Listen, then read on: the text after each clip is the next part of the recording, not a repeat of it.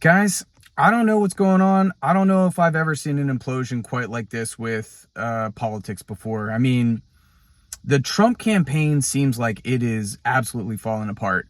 So we got to go over what just happened with Trump going on Twitter and doing an interview with Elon Musk. Apparently, it went for over 2 hours and it was delayed by almost an hour because they were having technical difficulties. Musk blames it on a DDoS attack, which somehow it only targeted the Trump interview, so nobody else suffered, no other streaming suffered. I I just how in 2024 does the guy who owns an internet technology company not know how to do audio streaming on his own platform? Guys, I'm a boomer. While, like, I'll admit it, I don't know shit about fuck when it comes to technology. But if you own an internet technology company, you own Twitter, you're a billionaire, you should be able to figure it out. And so, like, deeply embarrassing. And Trump managed to slur through the entire thing. So it's like Twitter's glitching and Trump is glitching at the same time. And they just talked about ridiculous stuff. And in between Trump saying, horrible stuff, he's going on about, first he talks about how Kamala Harris kind of looks like his wife. So he talks about how she's lovely and she looks like Melania. Super weird. Then he goes on to talk about how he's going to, like, get rid of the Department of Education. That's straight out of Project 2025. Super dystopian, very dark, very weird stuff.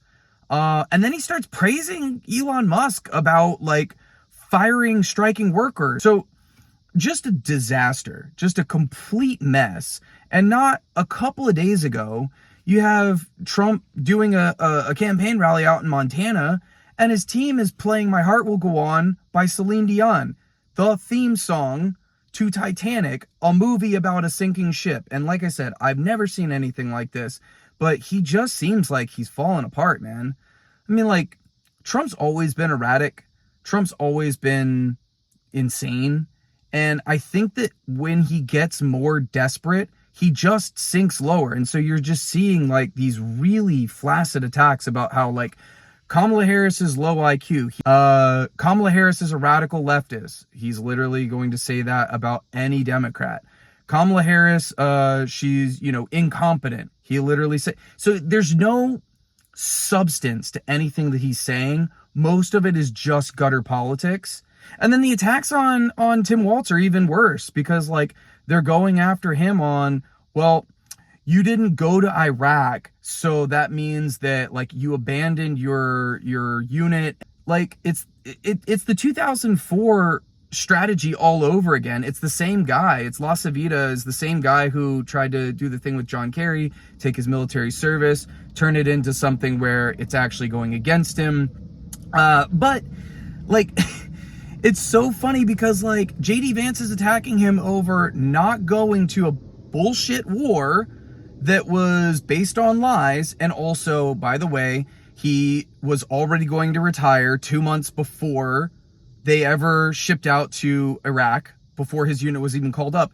And the big thing, and I think that Jesse Ventura actually went over this in the interviews that he did, is that, like, why are we not talking about why the National Guard, which is supposed to be here in the United States and defending domestic soil, why is the National Guard getting called up to go and fight overseas? George W. Bush didn't have enough people to go and fight his war on terror.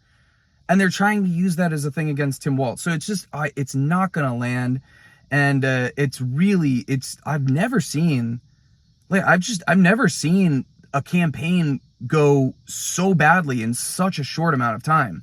And so, like, I just lost the light in here. Like I said, it's baffling to me that they aren't able to course correct from some of the stuff I'm reading, some of the stuff I'm hearing.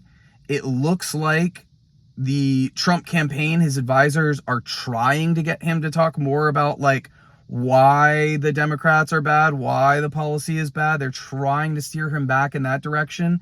and he just can't help himself. He just keeps going to like, well, she's stupid and her name, she just decided to start pronouncing it differently and she might not be black. I don't know. Maybe she's black, but she just recently became black. And at the same time, you got to give credit where credit's due. Like, I've never seen Democrats run as good of a campaign as what Kamala Harris and Tim Walz are doing right now. The Kamala Harris HQ is dunking all over Trump on Truth Social. So on his own platform, they're just trolling him. If the election were held today, I'd be pounding the gavel. It is still definitely Trump's race to lose, but I can't believe how poorly they've been doing ever since the switch happened. It really seems like Trump and the Republicans were prepared to run against Joe Biden and nobody else. And when the Democrats pulled their switcheroo and they finally took Biden out, thank Christ, Trump just didn't know what to do. And so he's literally just like copy paste whatever I was going to say about Joe Biden, I'm just going to say about Kamala Harris, but it's not landing. And the bad thing too is that, like, since Kamala Harris can actually complete a sentence, Trump now looks like the old, crazy, deranged lunatic that he is, and they're not able to make it a wash because the opponent isn't also a person who can't complete a sentence and his brain is falling out every time he opens his mouth. So anyway, like I said, it should be interesting next 3 months, but god damn, what a momentum shift. And you love to see it. Like I said, it's pretty funny. Thanks for joining. Thanks for tuning in. Please remember to like and subscribe. Helps us grow the channel. It costs you nothing, and it means the world to me. Anyway, I'll see you guys in the next one. Peace.